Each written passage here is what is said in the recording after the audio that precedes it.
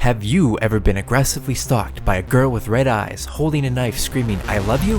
If so, you may have been exposed to Yandere. Call your local Yandere support group today at 1-800-420-HELP-ME-STOP-THIS-CRAZY-BITCH. Remember, do not accept any food from these people as it may be laced with sedatives, and routinely check your apartment for cameras. You may think you thoroughly locked all 5 of your door's security mechanisms, but think again. She's a crazy bitch. Again, please call us at 1-800-420-STOP-THIS-CRAZY-BITCH for questions and concerns. Thank you, and have a safe night.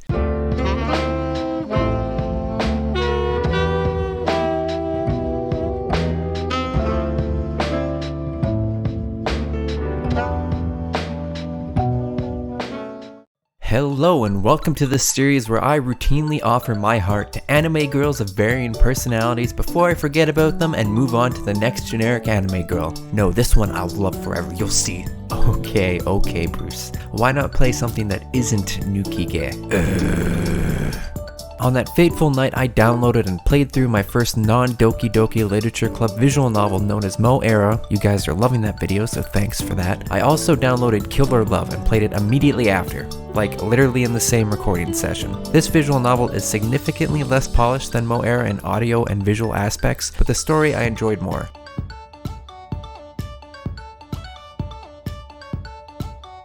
Meet Jack. We'll be Jack for narrative purposes. An ordinary guy who is uninspiring and kinda just sucks in most regards. We wake up in a hospital for some reason and are greeted by Anna, a cute looking red-eyed girl whom I'm sure is perfectly innocent.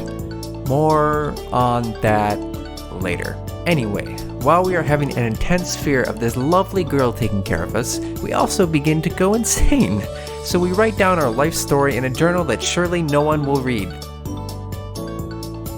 We start writing about Anna, realize she fucking sucks, and then decide to start with Grace. Grace is the girl we kinda love, possibly. We talk about how much of an incel we are, how lovely Grace is, and the story of how we ended up together. We learn that I have amnesia essentially and can't remember most of my past. That bodes well, and I'm sure nothing traumatizing happened, which caused this memory loss. We meet Anna in your local co-op, You're at Home Here TM, whom we can't really remember, but at the same time, do? But we know that she is trouble. She turns out to be an old friend from like 15 years ago whom we pretend not to know because, well, we don't actually know her or remember her, besides the fact that her presence instills fear in us. Until she gives us the look that mom gives you before making your ass raw via a wooden spoon. We slightly give in that we may know her and then she fucks off, and I'm sure we will not see her again. 5 seconds later, Anna moves in beside us. Wow, what a coincidence! And Grace wants to meet her despite your insistence that Anna is batshit insane. They actually end up becoming best friends, and despite my reluctance, everything normalizes. Until Anna makes her move. Grace leaves me because I'm a dick for 5 seconds. Anna comes to comfort us, and it all begins to fall into place for Anna. Now, I don't think Grace was planning on ending the relationship, and the game seems to imply Anna did some shifty work between the lines for it to end up how it did. But I digress. Overanalyzing short, free visual novels is probably a bad habit. Point is, we end up with Anna, become mesmerized by her for a little while, until we remember she's got a whole set of screws loose, and thus we hatch a plan. Reuniting with the lovely Grace, we hatch a plan to kill Anna. Yes, that does seem kind of extreme and out of nowhere, but essentially it is decided that she'll follow us until the ends of the earth, so we must end her time on Earth. It ends up failing and Anna tranquilizes us. That's the end of our writing about the past sequence. The final chapter has us out of the hospital, in the present, stuck in a wheelchair. Anna brought us here to kill Grace to prove our love to her. But first, we remember our pasta trauma. Our parents were abusive or something, I don't know, but they disappear and we move in with Anna's family. Because I fucking hate parents, I murdered Anna's parents because I thought that'd make her happy. I guess that's why she ends up so obsessed with me, because her mechanism of coping with what happened is to intensely love Jack, who is me, and thus, choice.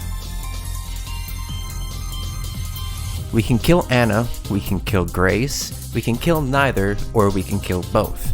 The first 2 endings are probably what you expect. If you kill Anna, you accept your present self, and if you kill Grace, you accept what you were, or rather what Anna makes you believe you are.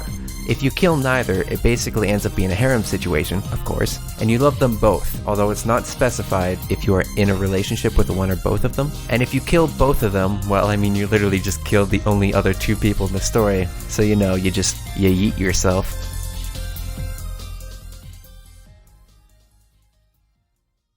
The story is paced relatively well, clocking in at about an hour and a half of reading total for all of the endings. No specific part felt like a slog to get through, and in fact, I ended up reading the whole thing a second time a week after. So yes, I enjoyed it, and would recommend this visual novel. I may have just casually glanced over the part where I murdered Anna's family, but it is essentially the big reveal. Of course, the game repeatedly mentions how we don't remember our past, and when Anna takes us in, we actually find a picture book she made that makes us think she murdered my family, so I suppose it's supposed to be a big twist. Honestly though, I don't know how a young kid could commit murder times 2 in front of an eyewitness without being sent to the mental house for a couple of years. Read forever. When I was 7, I had trouble opening my fucking Kool-Aid jammers. The visuals are acceptable, only Grace and Anna are actually drawn, with the backgrounds being blurred images and the menus being simple and to the point, but I believe it is enough for the story told. Not every visual novel writer will have access to affordable artists and resources, but as long as they get their medium across cleanly, there is no issue.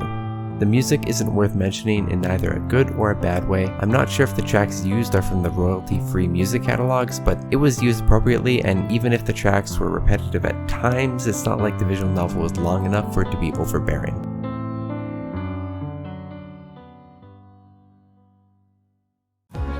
I'll give the visual novel 3 out of a possible 5 Yandere stalker rating. I honestly enjoyed the story told, even if it was just a cliche-ish Yandere story with an uninspiring protagonist. Last week I didn't do a rating, but then I realized the error of my ways. These ratings may be artificial and comparatively meaningless, but that's what I'm here for, baby. Thank you for watching. As of writing this script, this video should be out for June 19th, a week after my video on SC2VN, which it wasn't. Instead, I did Kidnap Girl last week, so you can check that out here. If you do not wish to be stalked by a yandere, please like, comment, and subscribe. I mean, I won't help you, but you could help me. Wink. If you are interested in this visual novel, you can find it for free on Steam. Later, haters.